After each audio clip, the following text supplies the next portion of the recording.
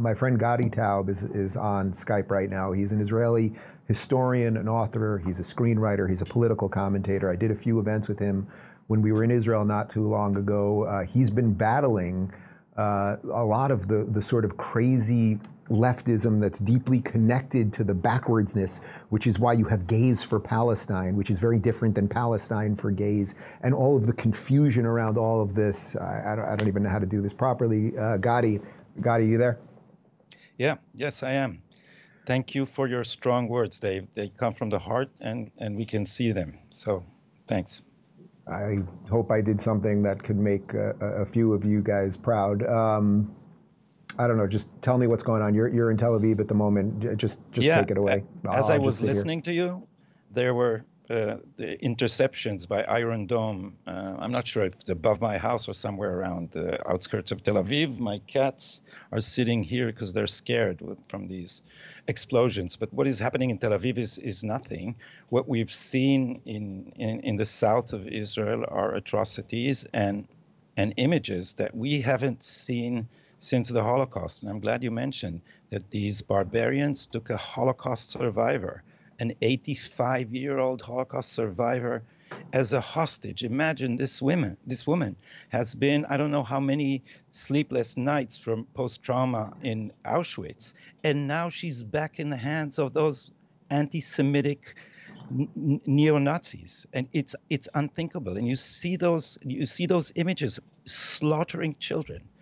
We came to this country saying never again.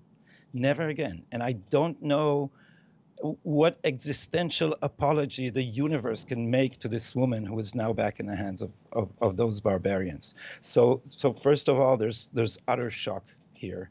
And we're just beginning to understand what is going on. And everybody was heartwarmed by President Biden's warm words, but we shouldn't forget that this has been brewing for a long time. This is an Iranian operation, and the United States has just given them $6 billion.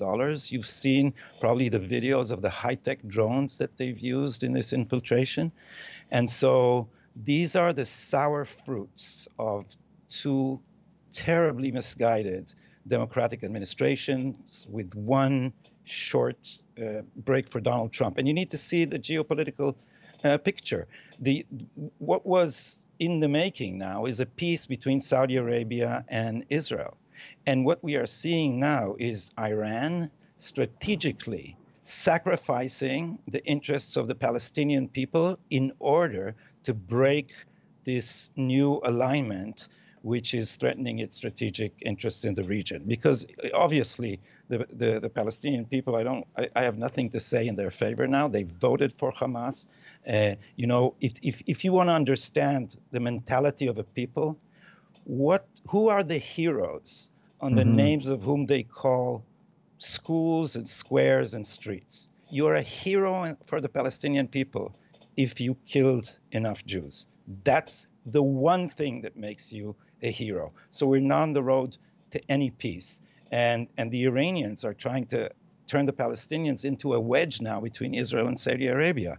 And they're doing it in this barbaric way. So we have Hamas on the south, and we have Iran's other arm on the north, Hezbollah, and we have them trying to circle us with their proxies. Yeah, and I hope that some of my explanation, again, I was doing it sort of off the top of my head, and I don't even know what to say exactly, but right before we started, Brock, my social media guy, mentioned to me that, when I saw you just a few days later, back in May, we went up to the north and we looked at, one of the Hezbollah towers that's literally just like feet away from the Israeli border. And it's like, if the Israelis weren't there, they would gladly jump over the other side. But the Hezbollah doesn't fear that the Israelis out of nowhere are just going to attack them. Like, the asymmetry of the thing is backwards, but he showed it to me because it looks like the tower has now been destroyed because they're shooting rockets over that. But I don't even want to get lost in that. Can you just talk about the human part of what's going on? I mean, I have no doubt that you know people that have probably been killed and or kidnapped. Just the human part of, and does it feel like it's at least a little more controlled within the borders at the moment, or something? A little more control. They've not completely taken control of the situation. And what happened, I think, is that we were not expecting this infiltration of kibbutzim, of private homes. What they did is we don't yet know how they neutralized all the electronic surveillance apparatuses. But what they did and they plan to do is to enter civilian settlements like kibbutz, overwhelm the guards at the entrance, and then go from house to house to slaughter people, sparing no one. And the videos are so atrocious, you can't show them on your show, Dave. You can't even put them on social media. Some of them are. This is a snuff pornography of evil. And I don't want to start describing them, but people in Israel have lost their sense of security, and so now we're talking about giving arms to civilians. And the Minister of National Security has now loosened our gun laws. Usually we have a lot of guns. You know, a lot of people are in reserve service and we have a lot of guns, but they are not enough. And if we are going, if indeed we are going to a two-front war with Hezbollah too, we have only a limited size for an army, and we are going to have to massively arm ourselves, because the scary thing with this is you don't know where it will come from. What do you make of sort of the existential misunderstanding of Israel and the history of the Jews? And again, I tried to do some basic, simple history there, but like the amount of stupidity and ignorance that is flaunted everywhere, and that MSNBC constantly shows this map of how Palestine has disappeared over the years, even though there was never a country called Palestine or a people known as Palestinians, et cetera, et cetera. The average Israeli must walk around with that, knowing that in some ways it does not matter. We just have to survive, and they will lie about us, and it just is what it is.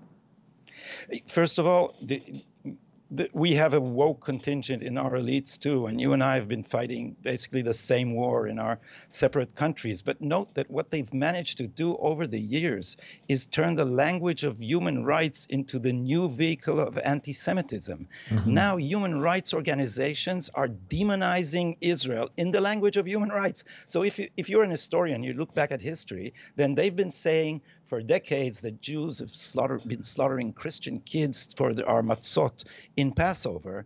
And now they use human rights organizations in order to portray the Jewish state as a murderer of children, while we have murderers of children on the other side. Look, as Benjamin Netanyahu said so clearly, we protect our women and children with rockets. They protect their rockets with women and children. And it's time we stop flinching. This blood is on their hands. And we are trying to play in an ultra-moral way of behavior in a conflict where we are facing barbarians with no moral scruples at all. And we should, in the very least, give the right impression that this time around, we are not going to stop because of some Goldstone report that turns out to be fake and full of blood libels in the language of human rights.